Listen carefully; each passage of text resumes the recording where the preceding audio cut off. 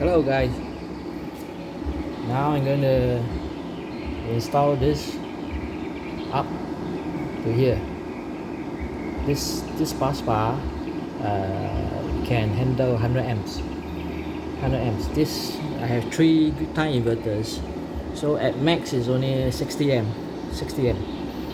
So using this 100 amp bus bar, which will be quite okay lah.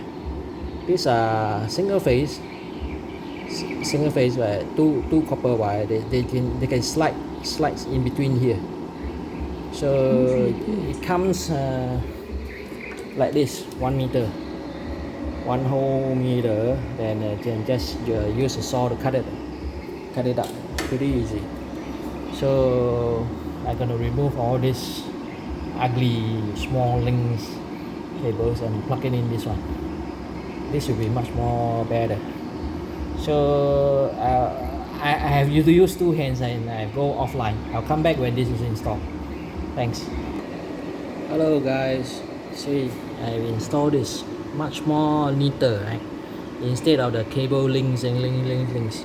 So I purposely leave it longer a bit because the coppers have to slide in between this gauge, this plastic piece. This is plastic, as you know, so it's isolate the two side, the 2 pins. So when the copper I have to slide properly, then install it. Then to be very careful, always this sense them so that they don't cross. Just now I have one small wire from this huge silicon cables that short circuit the 2 side. Not actually short circuit, it is connected the two side of it. So I have luckily I have measured them before I switching on. So I measured them, they were all crossed. So I took it out, then I find one of the negative wire, one small hair wire that's crossed the pins. So I reinstall them, then measure it 2 times.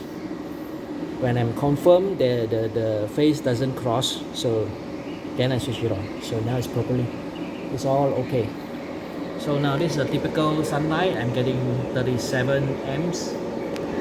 This is 36 something from 2 MPPT charger. It's about 70 amps now charging to the batteries. So this really looks much more neater. This I'll just leave it. I may use this wire harness, make it a harness. It's the most easiest than to have the trunking and all that. No, I'm not going to do that. So that's all. Thank you.